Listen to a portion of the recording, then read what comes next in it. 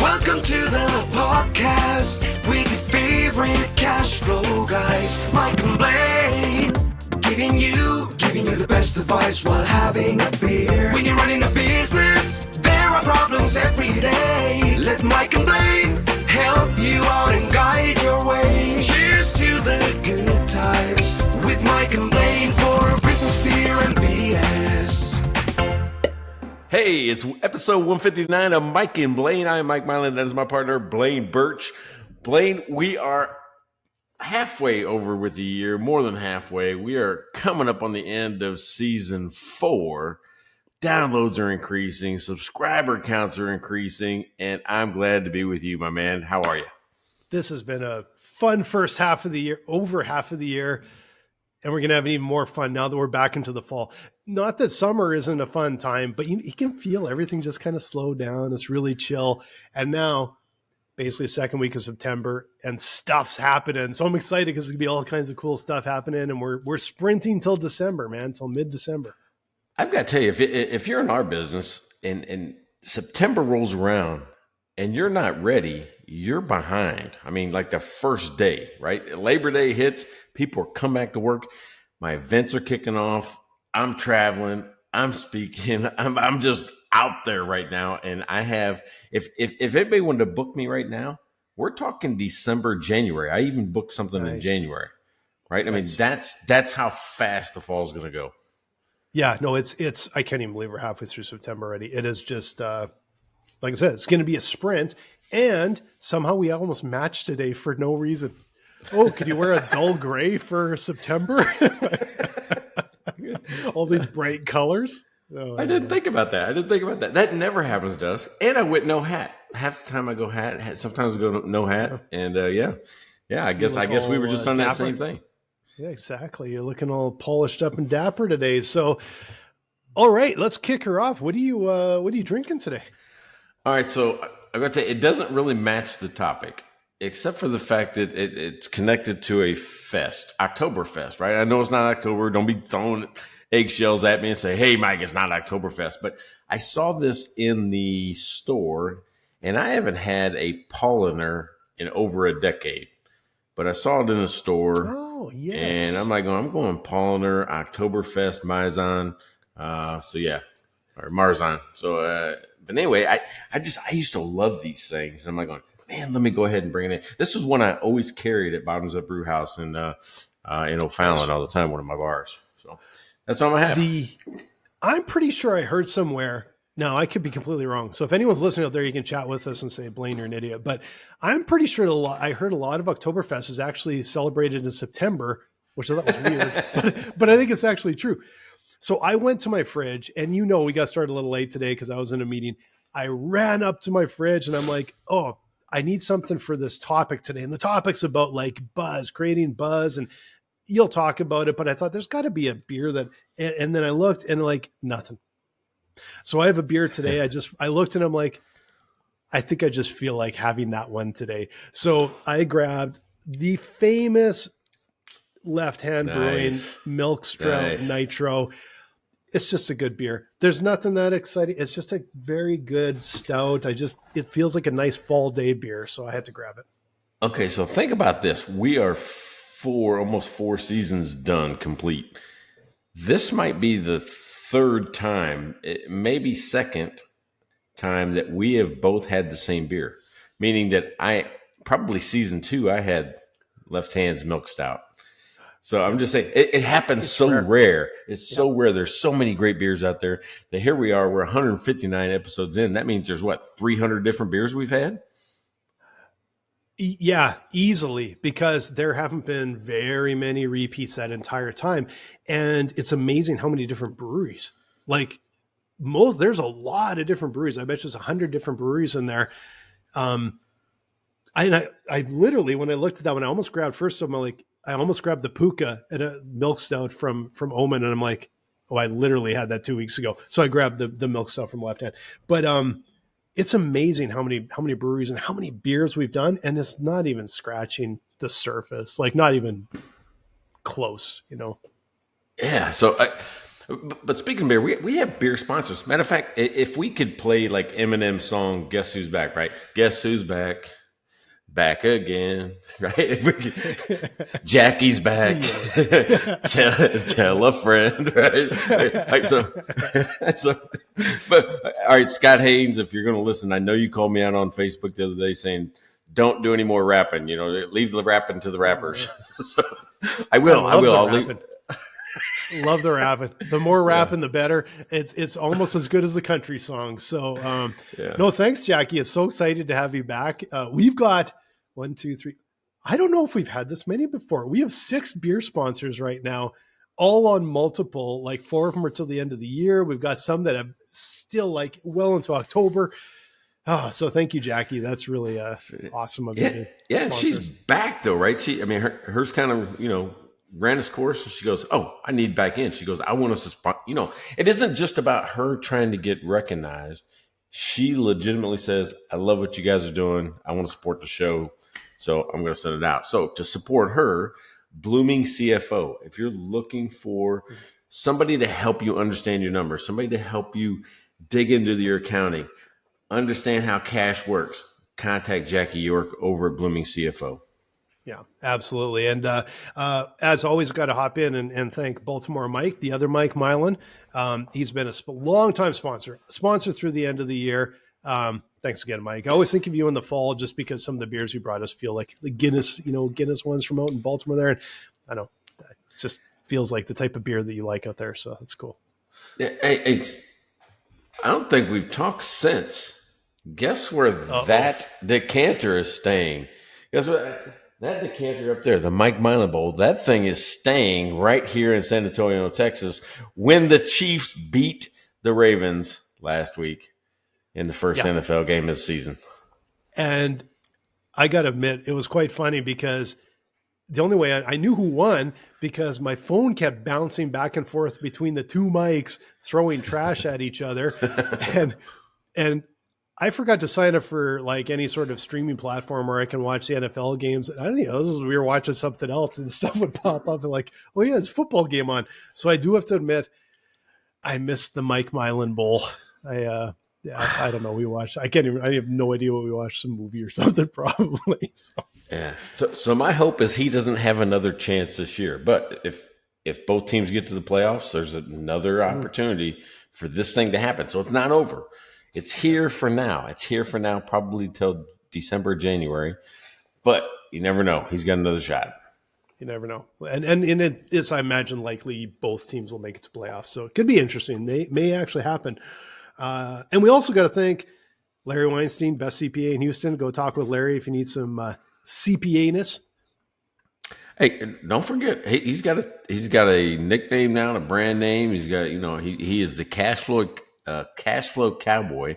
He's got a website called the Cash Flow Ranch. So I don't know if it's up and running yet, but I know it's coming. So he's going to be the cowboy on the Cash Flow Ranch. Awesome. Nice. Yeah. Thanks again, Larry. Appreciate it. Do you want to pick up or I can just keep going?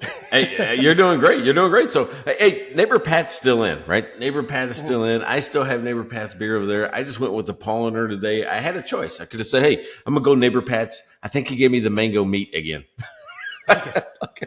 But it's not mango meat for you guys listening. It's mango. What was it supposed to be? I can't remember now because we called it mango meat so many times. Mango wheat. It was supposed to be a wheat, right? It was supposed to be mango wheat, but they misspelt it on the on the label. Remember? And then he tried to blame it on somebody else. I mean, come on, Pat, you made that label. Yeah, no, don't blame it on somebody else. Yeah, it's a better name. Neighbor Pat's Mango Meat. That's awesome. That's a great name. Yeah. Thanks again, Pat. Really appreciate that. I got to tell you about. I think it's the last one, right? The last one. The surprise. Last one. Okay. Second last one. I'm going to jump in because you always do Rachel. I'll do Rachel because I was going to do Corey. All right, there you go. So Rachel Barnett from Gentle Frog. If you need to learn how to use QBO, QuickBooks Online, which everybody that's doing any of their own bookkeeping, anything, you need to know that. Go talk with Rachel at Gentle Frog. She will get you set up. She's an expert. She's awesome at teaching it. Thanks again, Rachel. Appreciate that. Yeah, and like I said, the surprise, I think I mentioned it last week because her first week, but yeah, the love of my life, Courtney, she is one of the beer sponsors. All she had to do was actually just buy a beer. No, she actually gave cash. Right? So she says, no, this show is so important that I'm going to dig into my pocket, take out cash, and give it to you guys to buy your own beer. Yeah, via our website, where you can also buy us a beer, mikeandblaine.com. That's where Courtney went. That's where most of our beer sponsors go. Although some of them actually literally have delivered beer to our doorsteps. So thanks again. It's awesome. Like, it takes a while to go through 6 sponsors, but we're so excited to have you all. We appreciate it so much. Just awesome. Yeah, it's pretty cool. So, all right. So, speaking of that, you can go there. If you're a brewery out there, you can also sponsor. We've had that Rough House Ales in the past. We've had actual breweries actually just send us beers. So, especially those in Edmonton need to step it up, right? Because all these Texas breweries are stepping up. I mean, we need some Edmonton breweries to step it up too. God knows I spend enough money there all weekend. So, all of the breweries.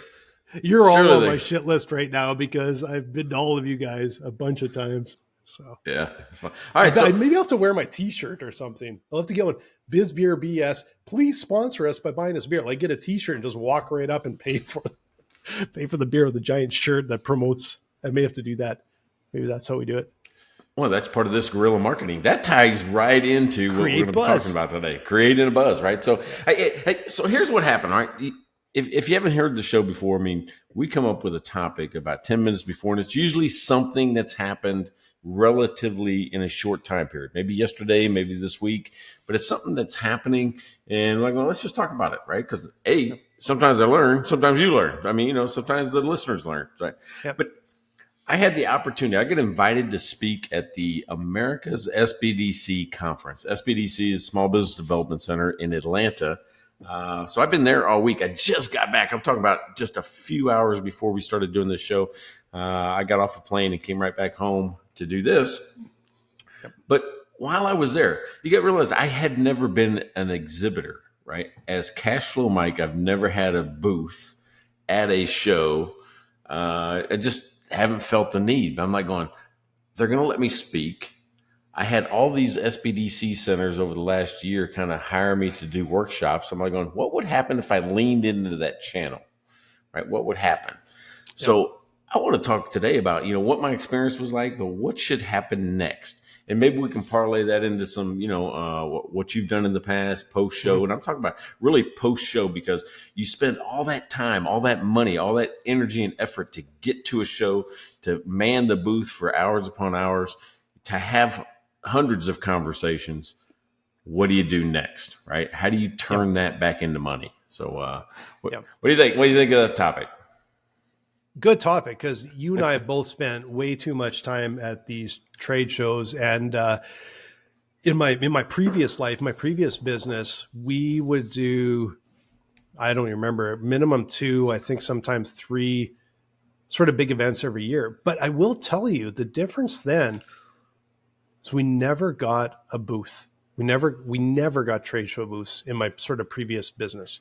But we were at like Banff TV Festival in Banff, because we would pitch. Sometimes we're actually pitching things to merge with TV properties. Sometimes it was like interactives, but it was the same, producers now we were going for. And it was connected to a media event that week. And so we were there every single year. We'd bring our team out and all that. I will say that oftentimes, I would say that the best traction and buzz and outcomes I've got have always been from being at the show and being very strategic at these shows, but not having a booth. So those out there that are selling booths, I know you don't want to hear that, but boy, when I've had booths, we've had a little bit, but it's like you're literally tied to it. Nobody seems to want to talk with you. You're spending a ton of money. But what bothered me was, there are times where it's quiet, everyone's, and I'm like, I could be out there. I could be doing, hunting, gathering kind of thing. And I'd be basically tied to the booth. And, but either way, it's that, like you said, it's what happens afterwards that is where you really make your money, right? Yeah. So I think over the past 15 years, there's been tens of thousands, if not 100+ thousands of dollars spent on these events, in my companies, right? We've done that. And we had a couple of shows where we would sponsor one year and then attend the next, right? It was just kind of, we would flip flop back and forth. Done that a And bit, and I think you're right. I mean, until now, this is why I'm going to say this. Until now, I've never really gotten the investment back. It's really weird, right? You go there, you spend, we'll say $15,000 on an event. It's hard, especially when we were selling software at $20, $30, $50 a pop a month. It takes a shit ton of customers to be able to make that event back. Then you tie on 5 or 6 events in a year, and it's craziness. Yep. So, and what you do is you trick yourself into thinking like going, oh, I'm doing it for brand recognition, brand exposure. People learn my name. It's like doing advertising, right? We're getting our name out there. People will build trust. I need 13 touch points anyway. All these things you kind of justify to yourself. So with my new company, I've decided not to do that, right? Not to do a lot of booze unless I think I can make the money back. Yep. Well, with the SBDC, I felt like I was already ahead. They're paying me as a speaker, right? So I have money anyway just to go and spend time in front of a room that they fill. That's gold. It's gold. Yeah, right. So, and then the other side of that is I already had these SBDC centers when I figured out a package over the last year that fits their budget, that fits the way they work with their clients. And I've only done it a few times, but I did it enough before the event where I felt like, oh, this works. Mm-hmm. I took the money from their events and put it into the booth, right? So I felt like it was a zero cost event for me. Yeah. Well, and like, I'm not saying they don't, there are times that a booth will work really well. It's gotta be like, you have to have your sort of perfect customers there, and they're going to come and talk with you. But man, it's like, if I'm out floating around, I can get conversations, right? Like I will say back in my old business, we used to say, like, we used to joke, we've made more money at the St. James in Banff after midnight than probably anywhere on the planet. And it was never at the conference. It was that after the conference, everyone would go for dinner, and then you go for a couple of drinks. And then in Banff, the end of the night, everyone ends up at the St. James, which is kind of an Irishy sort of bar sort of thing, right? And that's where you develop all those relationships. But it's the follow-up and the work afterwards. Like, you don't make any money technically that night, but you meet people, you develop relationships, they're open to you meeting with them afterwards. And then 6 months later, it's like, that turned into 50 grand or 80 grand. Or like that conversation 6 months ago that's what started it. Otherwise it wouldn't happen. And I found, like, there are times, even over the last few years, there's times where we have dropped so much money and felt like we didn't get anything out of it. And then there's times where I've shown up at a small event, you don't have to pay to even get in. And I'm like, yeah, that's the right group. I walked out with people that I'm following up with that are excited to talk with me, that I'm excited to talk with. And it's going to turn into something. And it was frankly dirt cheap. So it's like anything else. Spending money doesn't necessarily give you any return on investment. But if you have the right people at the right place, right time, right message, it will, right? Well, here's what I did different this time, because I've always thought that too, right? And I got a story about at Finnegraph. Our largest investor, the company that kind of propelled Finnegraph, to where they're at now, is Moody's Analytics. And I met them in the line of the free happy hour bar. And I'll tell you that story first, because I always thought that we didn't have a lot of traffic at the booth. We didn't have a lot of things going on, but the other conversations are really what you want. Well, in this case, I'll tell the story. We were so young, and it was Finovate in San Jose, right? What was the conference? And I'm going to say it's 2000, I don't know, 16, something like that, 17, maybe 15, somewhere in there. But I didn't know how to get people's attention. I'm like, going, you know what I'm going to do? I'm going to do a promotion. We're going to do Twitter and I think maybe Facebook at the time. I don't think Instagram was a thing. But I said, find the guy in the orange vest and get $100,000, right? And I had candy bars. I had the $100,000 candy bars. I'm like, well, if anything, I get somebody to come talk to me. Yeah. Well, I couldn't find a lightweight orange vest in Seattle, which was the weirdest thing. I'm like, how come I can't find a vest? San Jose was going to be 95, 98 degrees. The only thing I could find was like a Marty McFly puffer vest. Ooh, yeah. So I'm like, dude, I'm going with it. Candy bars melting in my pocket, sweat's just dripping off of me like crazy. When they said the bar was open, I'm in line. Yeah. Well, I'm like 5, 6 people back, and the guy's right next to me, and he goes, hey, what's the deal with this vest? Why are you wearing that hot-ass vest? And I told him, I said, well, here's what we were trying to do. I was trying to get this promotion, and we're trying to get people to talk about our business. And he goes, well, what's your business? And I told him what we were doing at Finnegraph with small business lending, actually automating the data collection process. Well, with that, he goes, I think I need that. I think that's what we're looking for, is something like that. Can I see it? So we set up a demo, and he said his name was Michael from Moody's Analytics. I set the demo. He goes, yeah, I want to move this forward. Let's start evaluating this. So I go to my partner, James, and he goes, yeah, big companies do that all the time, right? They just want to see what you got so they can see if they go build it. So I was like, damn. And I said, I don't think so. This guy doesn't want to do that. I don't think he wants to do it. Well, then he goes dark. He goes absolutely silent for 6 months. Yeah. Like, I don't know. I'm like, oh, shit, James was right. They were just getting my idea. Now they're trying to figure out it's buy versus build to them. It's not, this is a great piece of tech that we can use. Yeah. 6 months later, I'm not in California. I'm in New York. I go to another mixer at the Copacabana. It's like some big ass bar on top of one of the buildings in downtown New York. Yep. And I see this lady across the way where the bar is, and she's making all these weird gestures. And I'm like, going, that's a weird way to tell a story. Because they seemed obscene. I'm like going, what the hell is she saying? Well, I didn't go over there while she was talking with a bunch of people, but lo and behold, this person stands next to me at the bar. Right, so think about that. It's 2 bars, 2 random places, opposite sides of the country. Yeah. And I said, hey, I don't want to be rude, but I don't want to also imagine what I think you were saying with these obscene gestures across the room. What was the story about? I said, I'm just curious about, because she was doing things like this. And, let me just.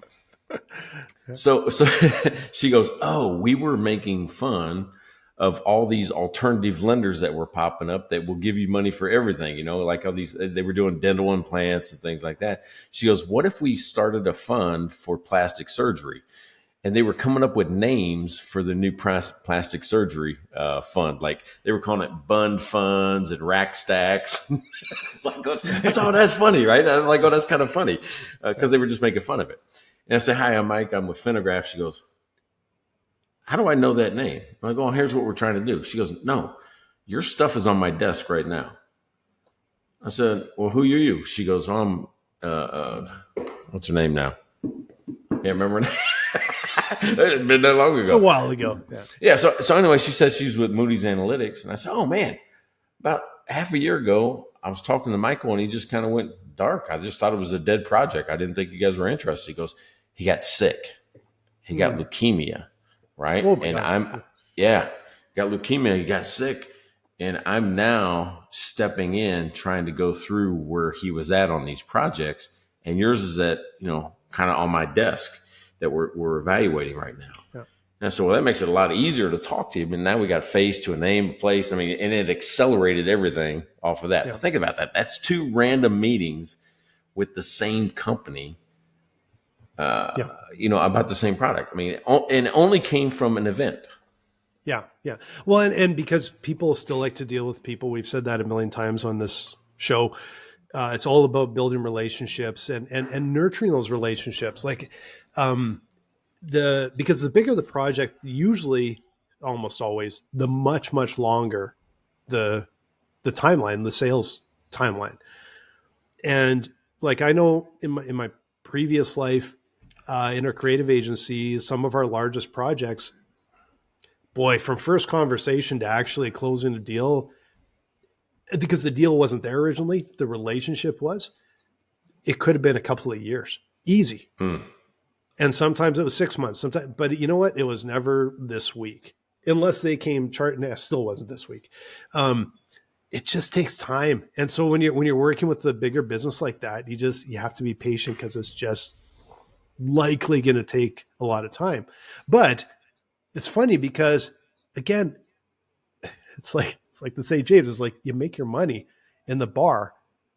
The reason is because that's where you're relaxed. You're having a conversation. It's not someone coming up to the booth and then all of a sudden it's like, oh shit, I wanted to go see that speaker. I got to run,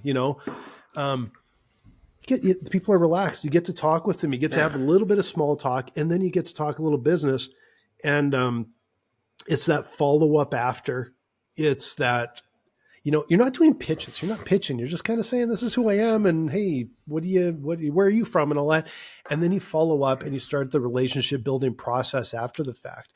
I remember, I got to mention this because I remember when we used to do these conferences all the time, and we would do pretty well off of them. But like, again, just from networking, not a booth, always networking. I know there's a friend of mine that was a television producer, and he just kind of quit buying passes because he's like, all I'm doing is meeting. Like, and he was pretty well known that. And he just said, like, all I'm doing is meeting people. He wouldn't buy a pass for an event. He would set up meetings with all the people he wanted to meet with before he got there for the coffee shop across the street. And he would sit there and they would just come in and he would just meet all day, never even paid for a pass. Wow. But he didn't have to, because and we used to do that all the time, and I still do that. If I'm going anywhere, I can't help, like, who might be going, and I'm trying to set up meetings before I even leave the door, because I remember early in my career being at a conference in New York, and it was a kind of a last minute one, and I hadn't set up any meetings, and I get there and I'm like, I was so antsy because I'm like, I got to make it. I have to try and go meet people. You have to, like, I didn't have anything set up ahead of time to get the ball rolling. Because if you set those meetings up early, especially with people it starts, all of a sudden they're introducing you to other people, and you're seeing them places and they're introducing you again. And they're doing that. You get this momentum going. Do your pre-planning, set meetings up before you go. And then the follow-up after is critically important. So it's like 3 things that are important: before, during, and after, to make it successful. Yeah. So Nancy, I don't want her to listen to this show like, he didn't know my name and we worked together for X number of years. But Nancy, it popped into my head. But you're right. What I really liked when you said you're not pitching, right? So I'm gonna go back to like the extra, because at the booth you're on a timer. Like it's not a clock that you punch like a chess game, kind of, metaphorically. But you're on a timer. People only got so much time they want to spend at a booth to hear it. So everybody's like a pitch. Let me get your attention. Something you want to talk about after the show.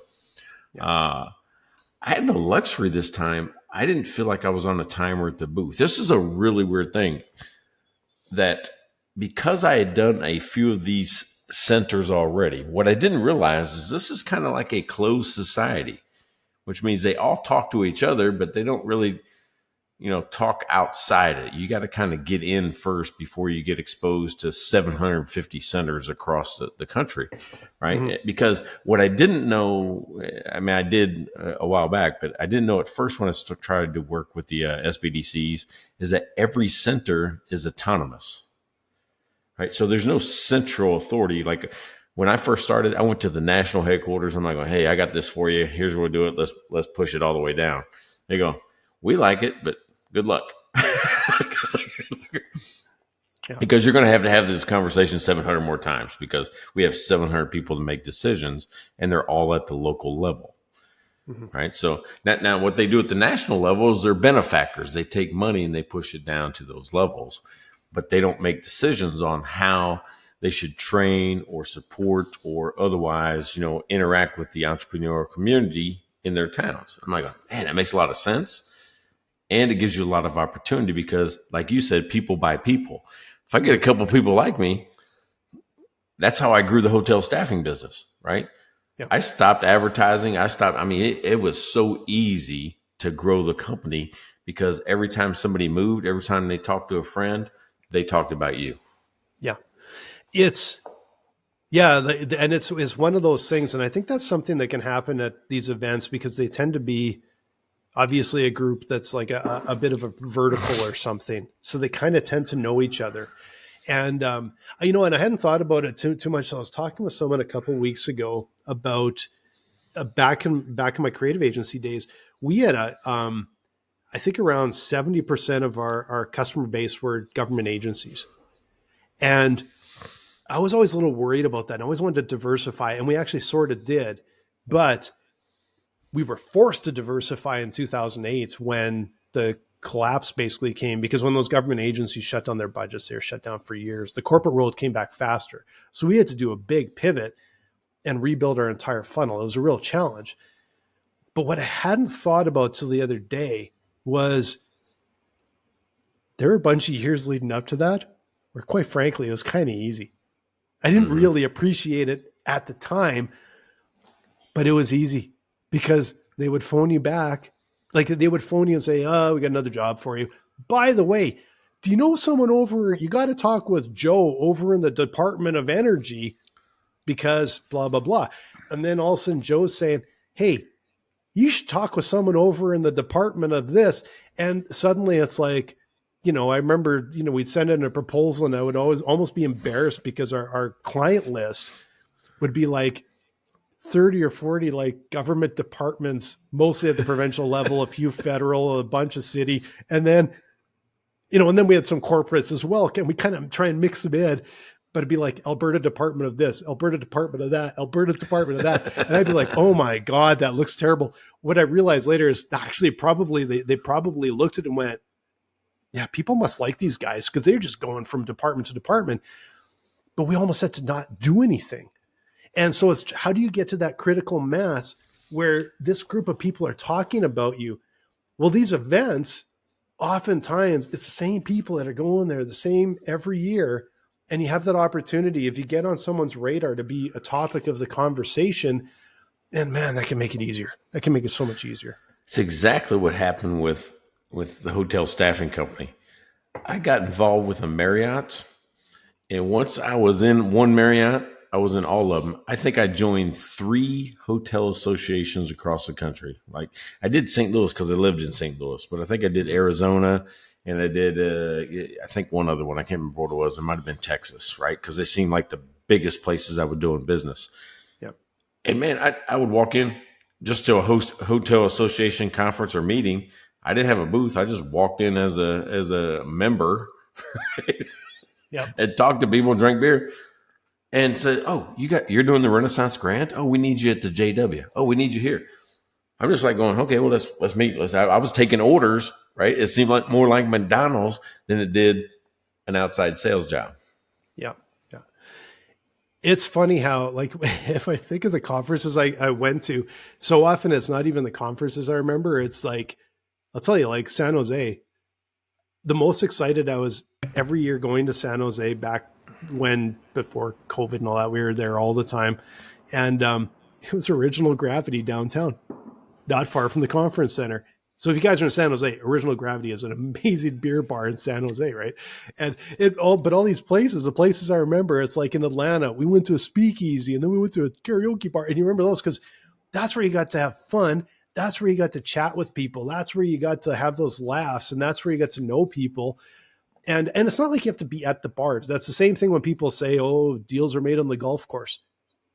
If you golf, but it's because it's just people are relaxed and you get to know people and you develop relationships. It's not just this pitch in a trying to do a transaction, because unless you're selling a low price commodity, you're going to have to develop trust, right? Like they need to trust you. And so that takes time, and they need to know you a little bit on a personal level too.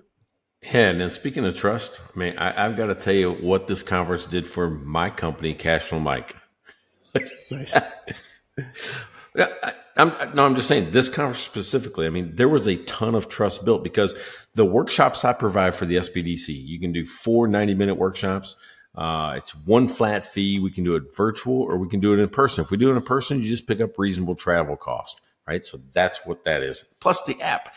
If you're an SBDC advisor and I just saw you in Atlanta and you're listening to this show, you need to get these workshops and the app, right? The app itself does all the calculations for you. You can use it with every advisor, every business owner for one flat fee per year. It's easy to implement, and I train your staff on how to use that. So contact me at cashflowmike.com. If you went to the conference and you're listening to this, go to the brochure that I provided you either at the booth or at the seminar. Use the QR code. It takes you right to the landing page where you can get this package for yourself. You don't even need to go through an RFP process because the price point is exactly where you need it to be to make an instant decision, and you're going to be helping customers. So contact me over at cashflowmike.com. Yeah, because honestly, right now, there's nothing more important to businesses than cash flow. You cannot keep doing what you're doing. If you keep sticking to your knitting, you're not going to move the needle with your customers. How's it going? You Snuck got it in the in word there. of the day. Yeah, you got it in there. Yeah, you got it in. You got it in. Yeah. Sometimes you force it. You got that one. Yeah, got to get it in. I am freaked out still by the matching shirts. I feel like we're like 2 prisoners or something that are on like day release or something. This is kind of freaking me out a bit. I think yours is better. Is that merino, whatever it is that you do, or your Japanese something or another? Oh yeah, no, it's my jeans are Japanese. My this is merino from Unbound Merino. Oh, I'm gonna give them a plug because my God, I love these shirts. Unbound Merino. They're actually out of Ontario, Canada, but they will distribute to the US as well. Oh, they're so comfortable and but it's like exactly the same color. Or Let me give mine a plug. It's whatever the generic brand at Target is for these performance type t-shirts. They had like 3 different colors, so I bought all 3 of them. I'm like, I need 3 more shirts. A black and a gray and a blue, I think. Yeah, one of us is a bit of a snot, and this probably me. That's funny. All right, so here's something I'm really excited about from this show. Realize the Cashflow Mike brand by itself is not even 2 years old. Mm-hmm. I've been that nickname, but as a company, as an LLC, as its own thing, I've been that nickname prior, but as a company, a year and 8 months, right? So a year and 8 months. It has become a brand. It is bigger than me now, right? There's no longer a Mike Mylan. It is Cashflow Mike. I've never had where people want to take their picture with me. Like, hey, can we take a picture with you, Cashflow Mike? Or I'll be across the bar walking through the lobby. Cashflow Mike, just yelling things out. Nice. That's never happened to me before in my life. I'm like going, I wonder if that's what celebrity feels like. Right? So, superstar, man. Yeah. Once again, 2nd year in a row, I did the same exact presentation. I did this presentation, the 7-minute conversation. The second one, same thing. Probably if Courtney's been to every one I've probably ever done, she'll tell you, I know when the jokes are coming. I know. You know, she's like, she can almost probably do it as many times as she's heard it. Oh, Courtney, good on you to not sneak out the back and go for a drink instead of watching the whole presentation again. All right, so I took boxes of books and I took boxes of T-shirts, and my biggest fear is I got to carry that shit home. Ship it there, but I might have to carry it home somehow or ship it home. Yep. No, dude. I ran out before my session even. I ran out before. Nice. So people were at the session saying, can I get the book? Can I get one of those T-shirts? Remember the T-shirts I made that says AI does not equal me, ME?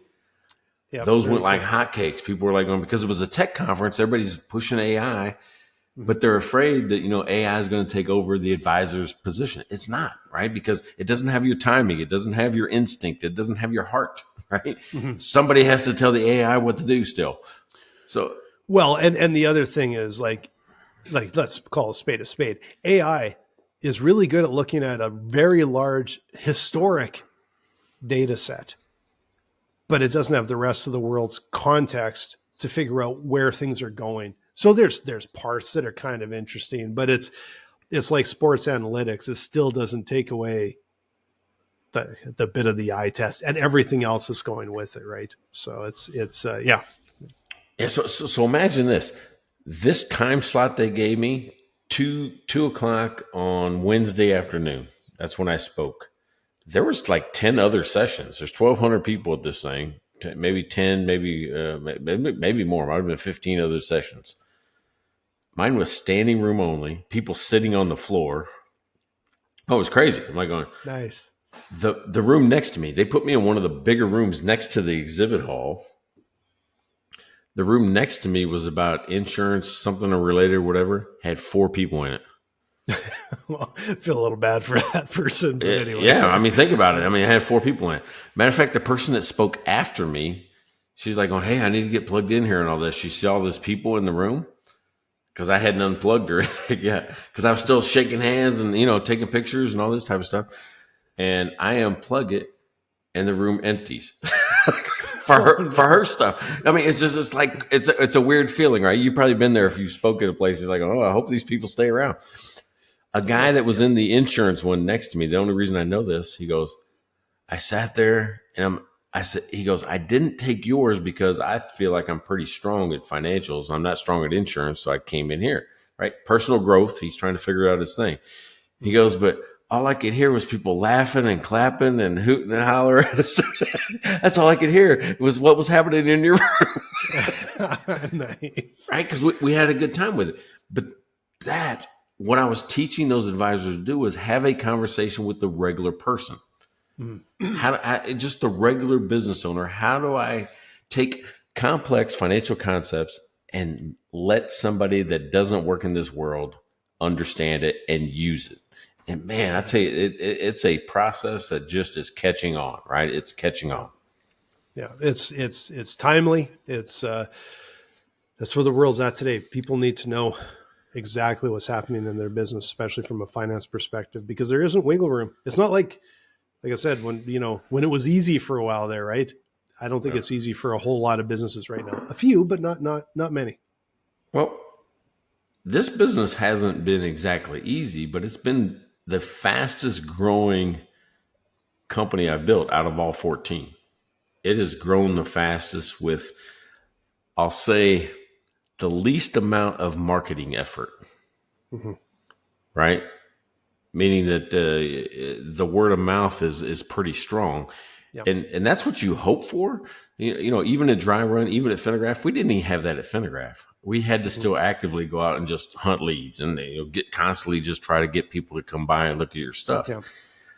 Yeah. Right now, I'm trying to, slow down the pace until I can automate some things or bring somebody else on. That's a different position to be in for me right now. Yeah. Yeah. Yeah. And it's a different, I think I've had more referrals in the last 2 months than I probably had in the previous 2 years. So we're doing something right. We're starting to hit the right people with the right time. That sort of tells you, right? What's that? It's got to be the podcast. It's got to be all of the podcast. Yeah. Everyone's just checking out Mike and Blaine buying a spear. Yeah, Mike and Blaine buying a spear, doing those things. But so now is the critical part, because I just got back today.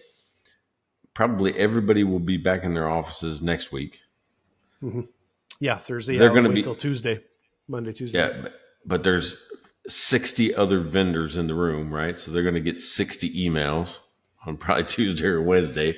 How do you stand out? What do you do next? How do you get their attention post and keep the momentum going, right? And turn that into $1, right? I want to turn an email now into $1. Yeah. I will say they're not going to get 60. No. Because I think it is very few that actually follow up. Very, very few.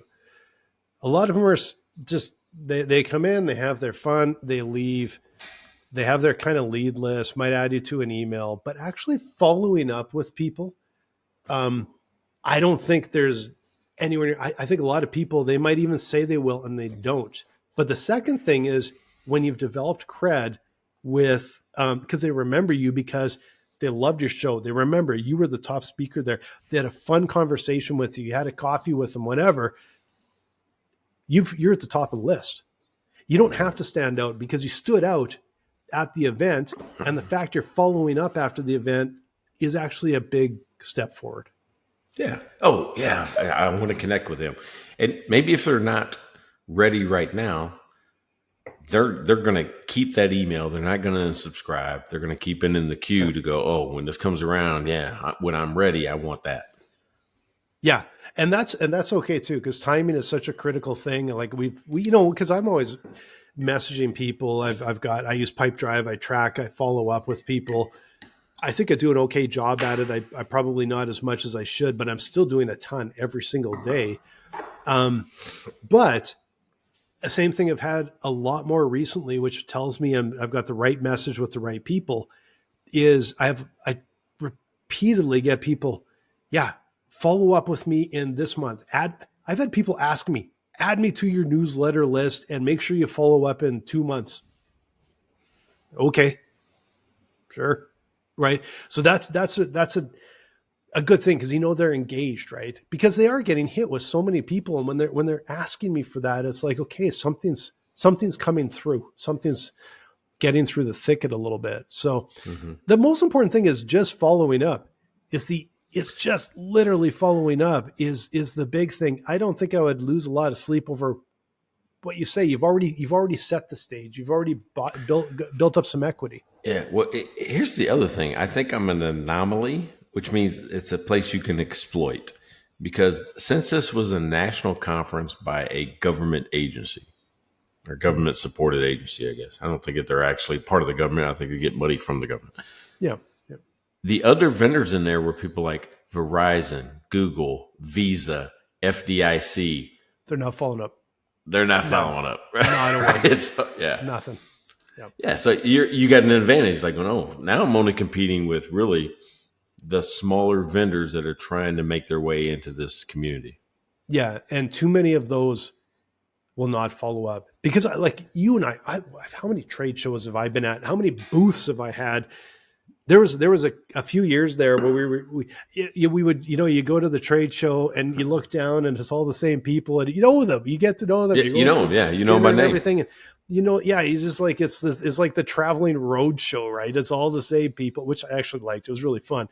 But I knew which people at which booths generally were either a business owner or like high up in that. And it's like, and they're pros, like they're following up. All those booths hired some kid to stand there and hand out a brochure. Nobody's following up. No. Or if you follow up and it's like, yeah, you met some kid at our booth and they got your email and now I'm following up. No, they haven't met you. They don't care. They're not going to talk with you. So I know I could go into an event. There might be 50 booths that I can see. And there's 10 people. I'm like, yeah, I know these guys. They're always there. They're probably getting, and not every person, every booth matches with the person they're talking to. So they're only getting 6 emails. Like it's not much. So what's funny about that is that on my booth and on a lot of my stuff, I think even the books put my picture on it. And what's amazing, they go, oh shit, you're Casual Mike. They think it's like just some company, right? Oh, Casual Mike, like no, I'm fucking Casual Mike. So it's really funny to see that because it was a marketing decision. Somebody says, hey, listen, logos, people kind of forget logos. You put your face on everything and then they see you and they go, oh, that guy. Yeah. And it brings your brand into a person. You're connecting to a person, not a company. Yeah. And most people want to do it the opposite, right? Because you don't want to be a character in the play.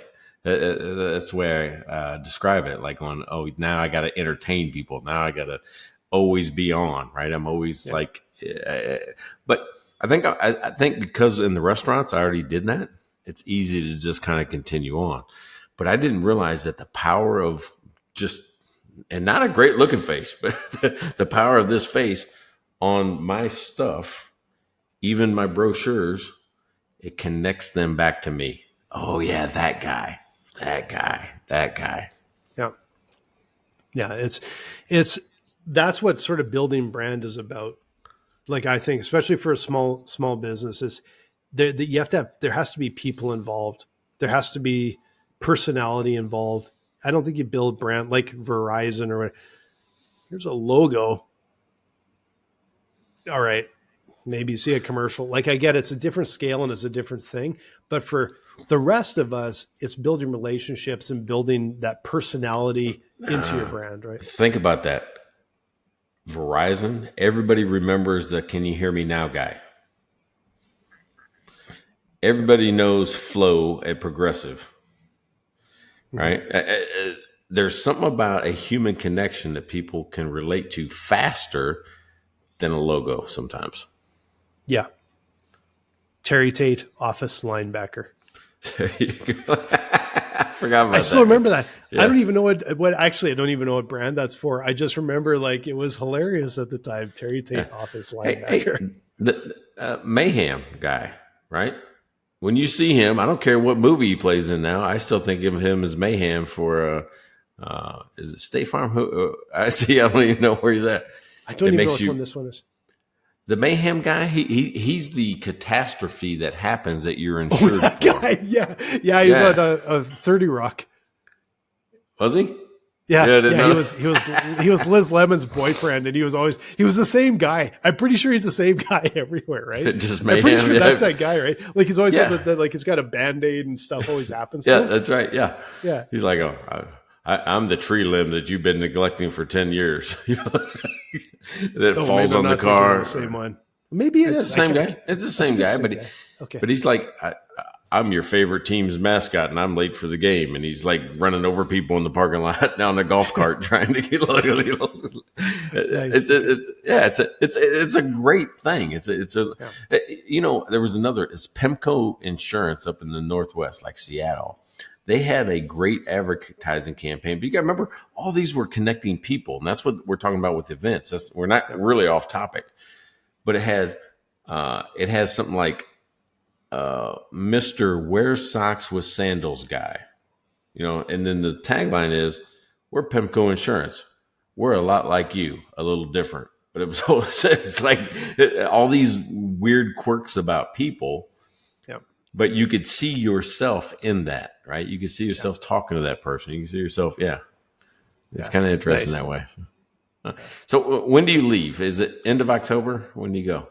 Yeah, again, late October. We'll hit the road. Hopefully, we like to hit the road before the snow flies and the snow gets bad. The passes get bad as we're head south. For those of you who don't know, we're head south to Scottsdale, and then we'll be down a little bit closer to you, but I know you're hopefully be in Scottsdale in January. So January, I'll be in Scottsdale. Next week, if you're listening to this now and you're not listening live, I will be, when this gets released, in New Jersey. I'll be at the Profit First conference with Mike Michalowicz, Ron Zaharian, and his team. They're bringing in about 200 or 300 Profit First professionals. And I got a booth. So that's one of the reasons I want to talk about this. I'm like, hey, I got a booth there too. So, because I think it's a great extension of that program, what we're doing, like going, hey, I've got Profit First implemented. We want to get a little bit deeper into debt. And I don't want to get into debt, go into debt, but I want to learn more about these topics. I think I'm a good extension of the education. Yeah. And you've got it nailed down. Like, what can you do before you go? Who can you line up to meet before you go? Because it's going to start setting introductions up. Then you got the booth, and then you follow up after. That's just the book, man. So both of these things now, this is kind of different over the years. They have the apps. They're using the apps, and you can start to connect with people. Mm-hmm. Now the Profit First one, they had it limited, where I can only reach out to 20 people a day. So I backtracked it. I'm like going, I need to start on Tuesday the 2nd. And then 20 people a day, and they'll get almost everybody by the time the event starts, loaded in my app that I can message. Oh, perfect. Yeah. That's how you do it. You do your pre-work and your post-work. It's not just showing up. Like, there are people that just show up, but for the people that just show up, it's just a holiday for them. It doesn't sound like a fun holiday. Some people literally do their holidays around professional events. I'm like, that just isn't a holiday to me. It's not at all. No, Nah, just like us. Next month we're taking 2 vacations. Nice. Actual vacations, right? But one, I'm taking my granddaughter to Disneyland, and we're going to the California one, not the Florida one, because they live in Seattle, and it's easier to take a 7-year-old from Seattle to LA than it is to go to Orlando. And then we're going on a personal vacation to Cabo, at the end of the month. So nice. We actually did one of these shows from Cabo. I'll do it again. We did. We did. That was a fun one. Yeah. Yeah. Because usually Mike's hammered by the time. But no, that's okay. I can carry it. I'll have to make sure I have a low octane, and we won't do like for your birthday when we did Scotch and beer day for Mike's birthday. We won't do that again for a while. Yeah, that was bad. That was messy. So let's do some post work. Our pre-work was our beer sponsors. Our post work is, hey, you can go to mikeandblaine.com, buy our merch. We got good stuff. We got our logo on our t-shirts. We got a logo on all kinds of different things. Blaine needs to put out a t-shirt for the Fiddle Hopper. I do. There's a few I have to do, but it's nice you snuck that in there. That was the other word of the day. We have to do a t-shirt on Fiddle Hopper and probably sticking to your knitting too. There you go. Got to get on that. Yeah, but anyways, make sure you follow, like, subscribe. Make sure you catch every episode and comment. Make a comment. Like, let us know what you think of the show and be nice. Check out their website at mikeandblaine.com. Then subscribe to the podcast and buy these guys a beer.